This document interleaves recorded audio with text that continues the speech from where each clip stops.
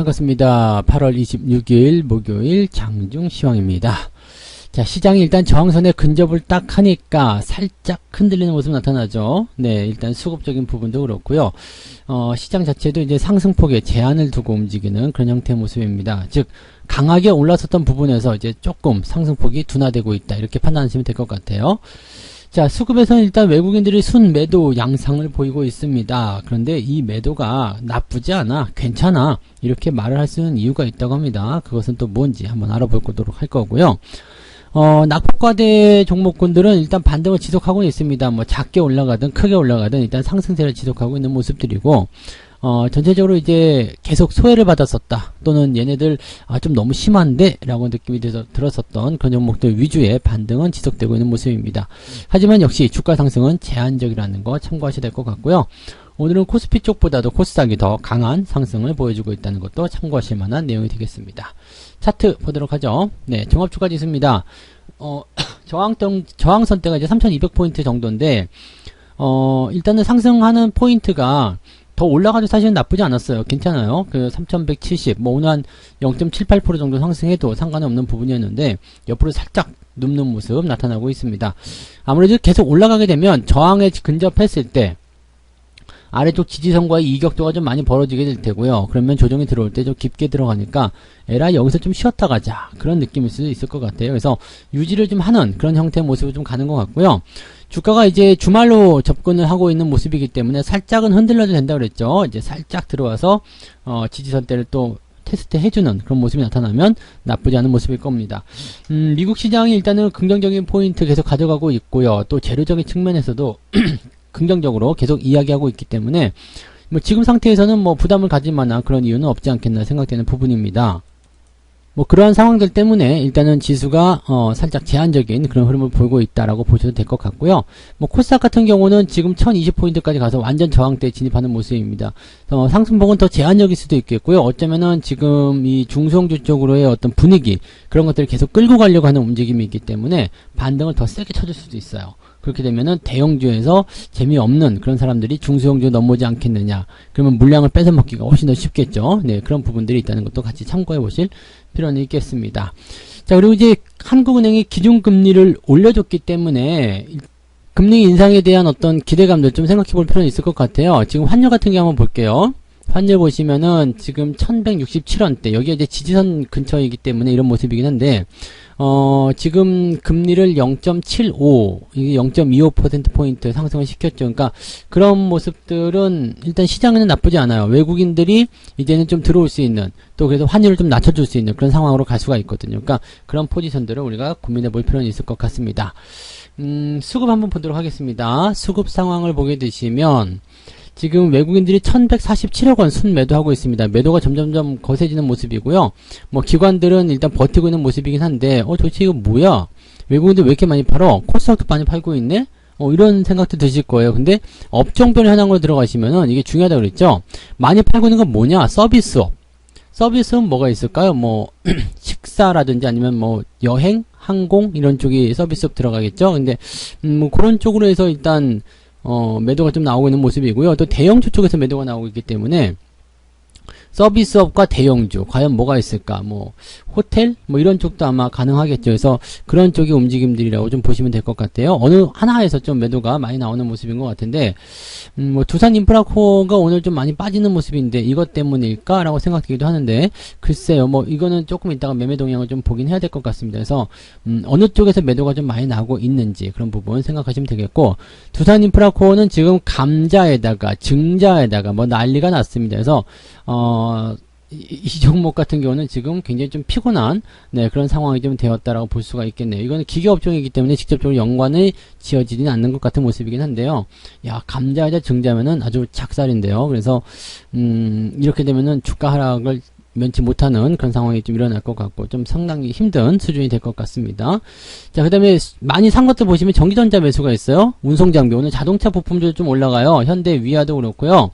그 다음에 화신 이런 것들도 오늘 반등세 진행이 되고 있는 모습입니다. 그래서 자동차 부품주들 오늘 괜찮은 모습이라는 것도 참고해 볼 필요가 있겠고, 전기전자도 지금 순매수 많지는 않지만 그래도 들어와주고 있다는 거. 매수가 들어오고 있다는 게 중요한 거거든요. 그러니까 이런 부분들 보시면 자, 시총 상위권에서 일단 시장을 밀리게 하는 그런 포지션은 나타나고 있지 않다라고 생각하시면 되겠습니다. 자, 서비스업이 뭔지 한번 보도록 하죠. 아, 카카오나 네이버 같은 경우가 들어갈 수도 있겠군요. 그래서 요것도 한번 볼까요? 요거 카카오나 네이버가 어느 업종으로 들어갔어요? 뭐 지금 서비스나 이런 쪽으로 인터넷, IT 이런 쪽으로 들어갔을 가능성도 있는데 이 업종을 한번 볼게요.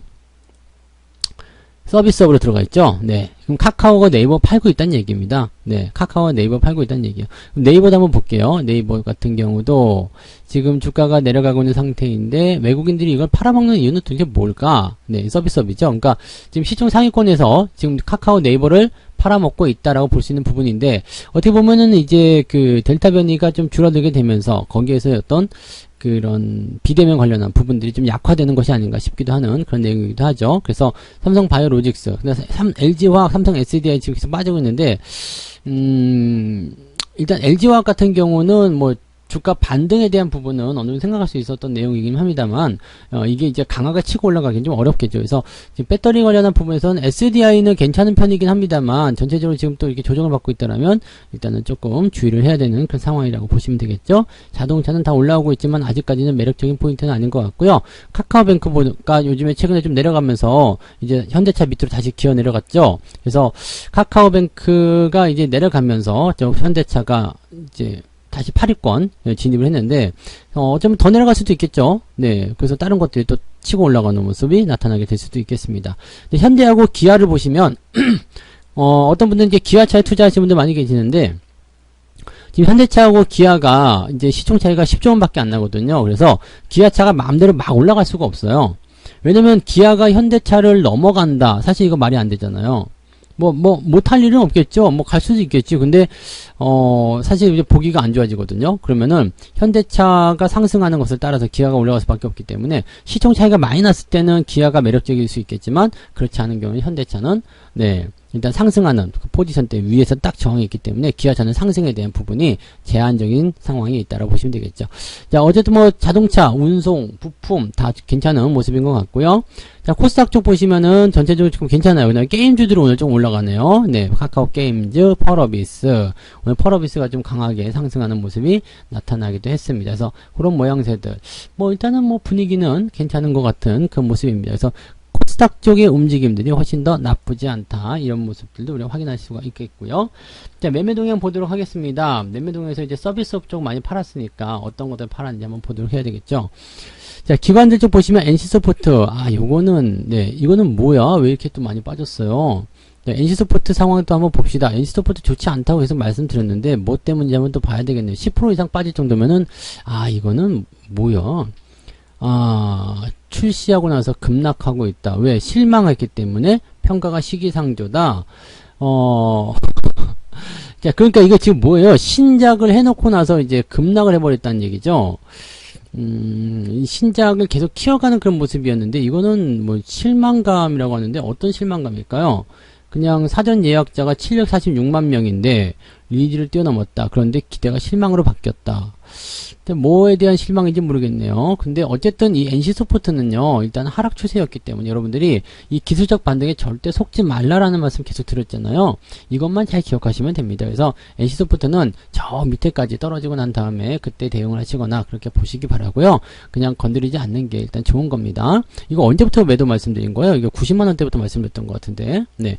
저는 거의 대체적으로 이제 매도 포지션이 이럴 때 나타나거든요. 그러니까 한 3월달 정도부터 매도 의견 드렸던 것 같아요. 그 이후에 이제 내려갔다 올라갔다 계속 하지만 90만원대였던 것 같습니다. 그래서 그때 대비해서 엄청 내려온 상황인데 추세가 일단은 이렇게 흘러내릴 때는 반드시 조심하자. 그 말씀을 꼭 드려야 될 것 같아요. 꼭 기억하시기 바랍니다. 대신에 이제 펄어비스나 이제 이런 것들은 매수가 좀 들어가는 상태고, 카카오는 지금 기관 쪽에서 매수가 들어가 있네요. 근데 외국인들 매도가 오늘 가장 많이 집중된 종목들이다라고 좀 보셔야 될 것 같고, 기관 쪽에서 지금 삼성전자 매수가 있습니다. 네, 그 다음에 SK 하이닉스는 지금 보이지 않는데, 하이닉스 상승지수 좋은데 어떤 식으로 되고 있는지는 이제 외국인 걸도 한번 봐야 되겠죠. 그래서 삼성전자, 삼성전기도 매수가 들어가 있고요. 근데 이렇게 단기 급락 이후에 반등 나오는데 저항권대 진입하게 되면 약간씩 쉬어가거든요. 그냥 바로 뚫고 넘어가는 애들도 있지만 조금씩 쉬어가는 경향들이 있습니다. 근데 그 쉬어가는 쉬어가는 시점에서 에이 뭐야 다시 내려가잖아 하고 팔면 안 돼요. 그 시점을 이용해가지고 대응을 들어가셔야 됩니다. 그래서 급등, 급락 이런 것들이 많이 나타나는 시기이기 때문에 내 종목이 편안하게 단 0.1%라도 올라가고 있다면 아 좋은 거구나 잘하고 있구나 이렇게 생각하시면 되는 거고요. 그냥 마이너스 0.1% 마이너스 1% 2% 뭐 이 정도 괜찮아요. 그냥 뭐 신경 쓰지 않으시면 됩니다. 근데 뭐 10%대 변동이 나온다거나 이렇게 되면은 뭔가 문제가 있나라고 생각을 꼭 해보셔야 됩니다. 그리고 항상 이런 시점에서 나타나는 것이 기술적 반등 세게 쳐놓고 나서 반락을 아주 강하게 해주는 거 그런 것들 반드시 조심하셔야 되겠죠. 그래서 기술적 반등으로 세게 올라간 시점은 항상 똑같아요. 많이 올라간 시점에서는 매수하지 않는 것이 정답이라는 거 꼭 명심하시기 바랍니다. 자, 외국인들 한번 보죠. 외국인들은 하이닉스 그치 순매수가 많이 들어와 있죠. 삼성전자도 매수가 들어와 있고요. KB금융이 최근에 좀 강세 보이고 있는 모습인데 뭐 금리 인상한다고 그러니까 거기에 대한 기대감이 있을 것 같긴 합니다. 근데 금리 인상 이 정도 해가지고는 될 것 같지는 않지만 어쨌든 네, 이런, 금융주, 은행주, 이런 보험주, 이런 쪽에서는 기대감이 생길 수밖에 없는 부분이겠죠. 현대해상도 이제 꾸준하게 또 올라가는 모습이 나타나고 있다는 것도 참고하시면 되겠습니다. 하이닉스 순매수 반갑네요. 근데 일단은 아침에는 제법 많이 올랐었는데, 한 3% 가까이 올랐었는데요. 지금은 1% 정도밖에 안 돼 있는데, 그래도 돈 좀 벌고 있죠? 네, 주당 얼마씩 벌고 있잖아요. 그러니까, 뭐, 벌고 있다는 게 다행인 거죠. 그 다음에 삼성전자 역시도 수익을 내고 있는 상태이기 때문에 괜찮은 포인트입니다. 중요한 거는 바닥을 잡았다는 게 중요한 거고, 바닥을 잡은 시점에서 대응을 꾸준하게 더 해나가면 되고 상황이 또 괜찮아지면 추가 매수라든지 이런 것들을 통해서 비중을 더 확대해 나가시면 되기 때문에 이런 것들은 느긋하게 보시면 되겠고요. NC소프트 역시 엄청나게 팔았네요. 그 다음에 카카오에 대한 부분 여기 있네요. 카카오 그 다음에 네이버를 더 많이 팔았군요. 외국인들이. 그 다음에 서비스 업종 쪽에서 그런 모습들이라고 생각하시면 되겠습니다. 뭐 이런 식인데 그다음에 두산 인프라코어도 오늘 많이 팔았고요. 지금 상황에서 본다라면은 이제 지수를 건드릴 만한 종목들을 가지고 대응하지는 않습니다. 이제 종목별. 그러니까 약간 이제 어느 정도 전부 다 끌어올리는 상황이 지나갔고요. 이제 타겟팅 되는 매매가 좀 나타나는 것 같아요. 그래서 특정 어떤 이슈가 있는 종목들은 갖다 때리는 거고요. 그다음에 괜찮아 보이는 건 매수를 들어가는 거고요. 그다음에 지수와 관련된 종목군들은 일단은 유지를 시켜주는, 즉 지수가 더 이상 빠지지 않게끔 유지를 시켜주는 그런 형태의 모습으로 가고 있다 생각하시면 되겠습니다. 이러면은 시장은 나쁘지 않다라고 보셔야 돼요. 시장은 나쁘지 않고 종목별 변동성만 주의해서 대응하시면 되겠다. 그렇게 보시면 될 것 같습니다. 자, 이 정도면 적당한 포인트라고 생각됩니다. 그래서 지금 이 정도 저항 때는요, 뭐 어제 나와서도 되는 부분이었는데 오늘 좀 이 정도 만들어지고 나서 내일 조금 들어가도 괜찮은 포인트니까요. 느긋하게 여유 가지고 또 조정 들어가면 어떻게 주가 내려가고 있어 어떻게 어떡할 거 없어요. 그냥 가만히 계시면 되니까요. 여유 있게 시장 대응하시면 되겠습니다. 자, 오늘 오후도 성공 투자 이어가시기 바라고요. 저는 마감 시황 때 다시 올게요. 고맙습니다. 본 방송에서 제공되는 모든 정보는 투자 판단의 참고 자료이며 투자의 최종 책임은 본 방송을 이용하는 본인에게 있습니다.